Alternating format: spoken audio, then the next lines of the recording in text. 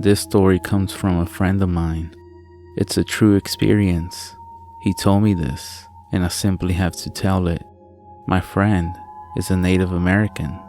He's part of a tribe who settled the Pacific Northwest coast. He's quite the character.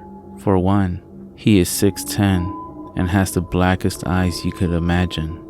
He always has this frowning face going on, which makes him even more intimidating. But he's everything but a bad guy. In fact, he is the most gentle of all giants. He was working at a gas station up north back in 1992, and he pretty much always worked the graveyard shift from 11 p.m. to 7 a.m. when he was relieved. Business wasn't exactly booming at nights, so he was always watching TV or reading magazines between customers, and they were only a few. The area he lived and worked in was deeply associated with all things Native American. There was a sense of pride in the surrounding communities, but also a very distinct presence of superstition and old traditions. My friend was no exception. He was a firm believer of the ways of the old. This made his encounter that I'm about to tell you about more terrifying. One night, he was sitting as usual, watching TV when a customer entered the gas station. The customer paid for his gas, a pack of smokes, and some soda, and then returned to his car. Nothing strange, nothing out of the ordinary. But as my friend looked out the window towards the customer's car, he spotted what looked like a huge dog sitting by the edge of the woods. Now, the window is located on the side of the building, some distance from the sliding door, overlooking the pumps and the roof covering it. On the sides of the roof are pretty strong lights, which shine into the gas station. This gives the gas station not only some eerie lights, with the blinds casting long, striped shadows, but also blinds the teller to an extent. As he peered through the window trying to focus on the dog, it was now gone. He didn't think much of it, even if it was a wolf. He was inside, and these animals don't tend to rob gas stations at night. However, wolves are common here, but this one wolf was fucking huge. He brushed it off and returned to his mindless watching of the TV. A couple of hours go by and not a single customer has entered since the last one. He was just about to refill some condiments when he heard a loud noise coming from the back. It wasn't inside, he could hear that, but it came from the back and from behind the building that they keep the garbage. The gas station had been visited before by scavenging homeless, but my friend didn't really care. It was in his garbage, and it was just garbage. Let them take it. But it kept getting noisier. He decided to grab a flashlight and a gun from the office and circle around the back to tell whoever ventured there to leave, as he's had enough. His presence alone would have scared off anyone, but he wanted to feel safe just in case. He exited through the sliding doors, walking past the window he was just sitting by. As he turned the corner, he shines the light towards the dumpsters. As the cone of light hits the dumpsters, my friend instantly drops the flashlight and the gun. It's the huge dog he saw before, going through the garbage. It wasn't a dog. It clearly stood on its hind legs, reaching the same height as himself. It couldn't be a bear. The creature's eyes had been glowing in the light of the flashlight, making it even more terrifying. He quickly ran inside the gas station, and he wasn't followed. He locked the door, stayed inside the whole night, and quit the next day. My friend is still convinced that he saw a skinwalker, a shape-shifting demon of sorts that are a common occurrence in Native American lore and culture. I do apologize for the absence of blood, but believe me, this is a really creepy, true story.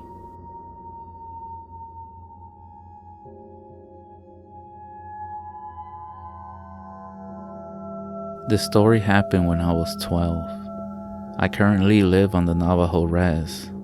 However, I used to live in a remote area in a trailer, and for some background about where I live, the only town near me was a 45-minute drive. We would always run into town for some food when we would have family visit. We always started to drive back when the sun was starting to go down, which meant that our headlight was the only source of light. One day we did the usual, but on the way back, this time something seemed off. It felt like we were being watched. Me being the bored 12-year-old, I put my earbuds in and looked out the window. As I was looking out the window, I saw a black shadow by the car. Then suddenly, a harsh smell came through my open window. I'm not sure how to describe the smell, but now that I think about it, I know this is going to sound crazy, but it smelled like death. As I focused more on this shadow, I recognized that it looked like a dog. I then hurried and closed my windows with a sense of fear and panic, tears forming in my eyes knowing that we were being followed by a skinwalker. I told my mom, who soon pressed the gas, since she also smelled a bad stench as well. This thing was following us, and after a few seconds, the figure and the smell disappeared. Thinking that we were finally safe, we arrived home. When we got off the vehicle, the smell suddenly came back. Then, we heard rustling in the woods beside our home. We then rushed inside, and in the midst of all this, our dog started to bark and growl. We finally made it inside, shut the doors, shut the blinds, the curtains, and my mom said a prayer. At this point, I was so scared that I started to cry as we put the groceries away, ignoring what was outside. Out of the whole chaos and everything going on, I didn't even realize the smell was gone.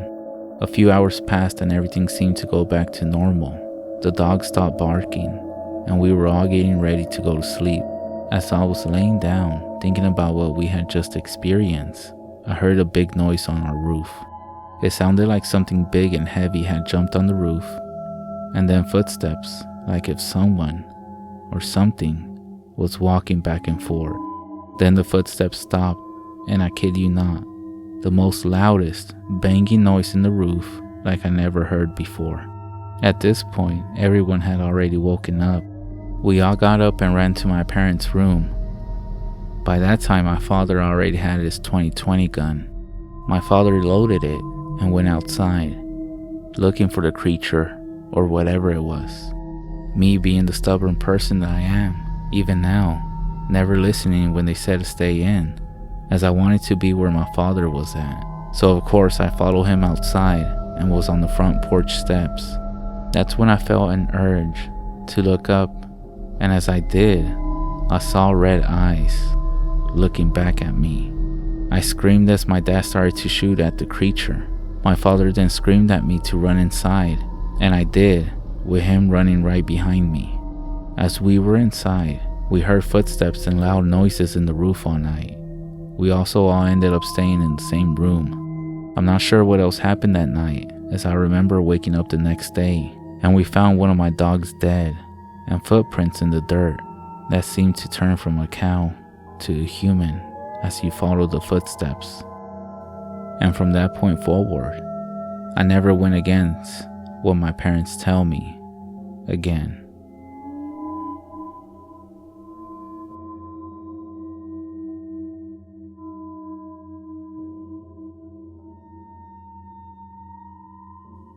I was on an assignment for the Army, making my way up from San Antonio, Texas, to Tacoma, Washington. It was a long drive, and they gave me 6 days to report to my new unit. But I didn't mind. I love road trips. There is nothing like the freedom of exploring the world by yourself. The first day of my journey, I planned to get as much driving in as possible so I could spend a few days in Utah. A sort of mini vacation, you could say. This was January, and the days were short, so maximizing the amount of daylight I had was crucial. I got up extra early that morning, carried the last of my bags out to my Corolla, signed out of my old unit, and hit the road at roughly 5 a.m. It was an amazing day. I saw the landscape transform around me as I went further west than I had ever been in my life. From the San Antonio metropolitan area to the savannas of the Edwards Plateau to the pancake flat farmland of the Great Plains region, America's headbasket. Finally, the farms opened up into prairie and I saw the "Welcome to New Mexico, the land of enchantment" sign. Now I really was in the middle of nowhere. Continuing on US Route 380, I eventually found myself in Roswell. I could have gotten a few more hours of driving in and made it to Albuquerque, but I figured since I was in no rush, I might as well see what Roswell had to offer. Who knows if I would get a chance to visit again.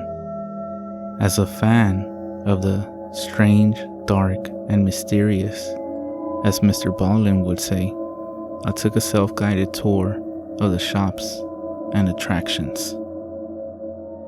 The next day, I continued to Albuquerque, then westward on Interstate 40.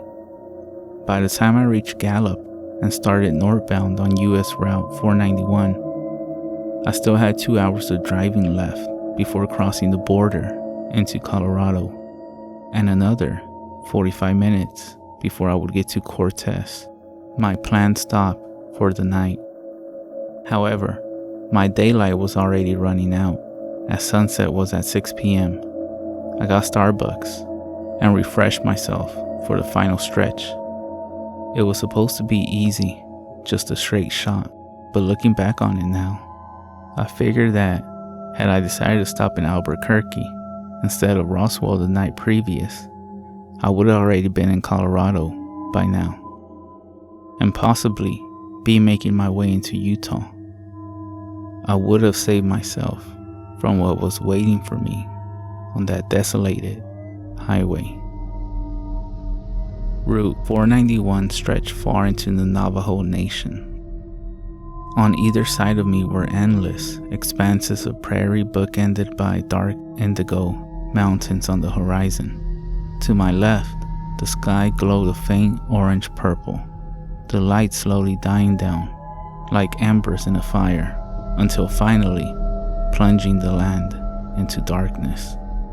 Every now and then, I would see the forlorn headlights of another car passing by, which gave me a bit of relief that I wasn't alone. I also had my road trip playlist on to keep me company, and call me ironic, but Hotel California was playing. After passing the small, lonely town of Newcomb, the next piece of civilization would be Shiprock.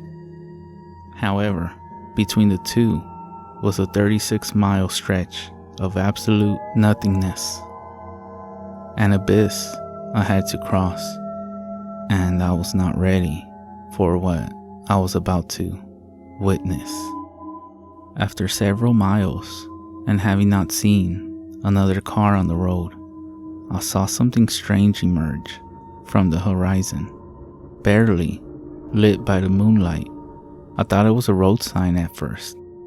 Then, as I came closer, I realized it was a person walking on the shoulder of the road, heading in my direction. I squinted, trying my hardest to focus on the figure. In the darkness, I could tell they were wearing a poncho of some sort, with long, black hair flowing down past their chest. Who could be walking out here, all alone, at night, I thought. Whoever it was, they had no lights, no reflectors, no strobes of any kind to signal to passing vehicles that they were there, and they walked on the pavement, dangerously close to oncoming traffic. I pulled to the left a bit, giving them a wide berth. Suddenly, my stereo cut out, as if I had turned it off. The screen went completely dark, and my phone disconnected from Bluetooth. While this was unusual, it did happen from time to time, so I thought nothing of it. As I approached, I saw the person raise their right arm, as if to flag me down and hitch a ride. No, I thought. There's no way that's happening, buddy. As my headlights swept by, I realized it was a man, dressed in a button-up shirt, a poncho, jeans, and cowboy boots. His large belt buckle glinted as the lights passed him, but in that split second, I realized with shock that not only were his eyes painfully wide open, but they seemed to be tracking me.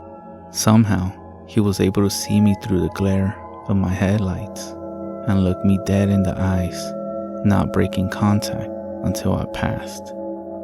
I was shaken for a bit, but my nerves gradually subsided. My stereo turned back on, and my music continued playing. I brushed everything off as simply my imagination. The darkness and the shadows playing tricks on my mind. Besides, the man was behind me. I figured he must have been drunk.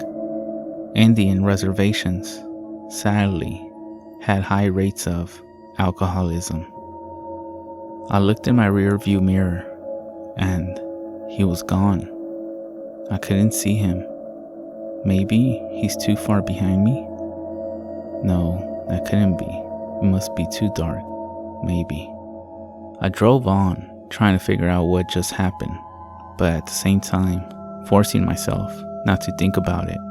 Just when I thought I had moved on, I saw another shape in the distance. Getting closer, I realized it was another figure. Another person walking alone at night? There's no way. They walked along the shoulder of the road, swaying back and forth. Slowly, I could make out that this person. Then, I saw what looked like long black hair reaching down past the chest. No, there's no way. It was the man, the same man. But how? The man raised his arm again, trying to flag me down. What does this guy want? I kept up my pace, with no intention of stopping for any reason. Just like last time, my stereo turned off again. Suddenly, the man leaped out into the road, arms waving frantically. I swerved into the left lane, narrowly avoiding him. In my headlights, I noticed he had the same wide-eyed look, his gaze locked into mine. I also saw that his clothes did not look as they did on the first encounter. Once they were clean, if not well worn, but now they were soiled and tattered, rags barely hanging onto his withered frame.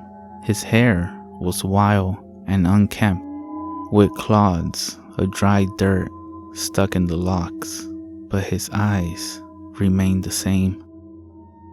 My heart nearly burst through my chest at the sudden shock.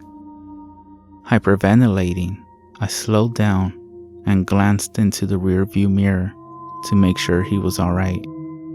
Nothing could have prepared me for what I was about to see. The man was running, and he was sprinting towards me. I centered the wheel and accelerated, hoping to get as much distance from him as possible. But as I continued to speed up, so did he. Faster and faster I drove, but every time I looked in the mirror, I would still see him right behind me, perfectly keeping pace, his body tinted red by my taillights. I could feel my head throbbing and my hands getting slick with sweat on the steering wheel. I was sick to my stomach. There's no way. I looked forward, hoping to see a faint glimmer of light from the town ahead, but I was still too far away. I looked back at the rear view mirror, and the man was gone. I should have been relieved, but I knew better. Where did he go? I looked around, hoping to regain a visual on him. I couldn't see anything. Taking a deep breath, I refocused on the road, but kept my guard up. Just keep driving, I told myself. Only a few more miles to go. Out of the corner of my right eye, I saw something. Another shape. It wasn't the man. At least, I didn't think so. I glanced over, bracing myself for whatever was going to meet my sight. It looked like an animal, some kind of animal, though I couldn't make out exactly what it was. Under the moonlight, I could see it running alongside my car, its limbs reaching out in long strides, its back undulating like a dog. Closer and closer it came. The closer it was, the more of it I could see, little by little. Then I noticed its limbs were far too long for its body. Its body was too short.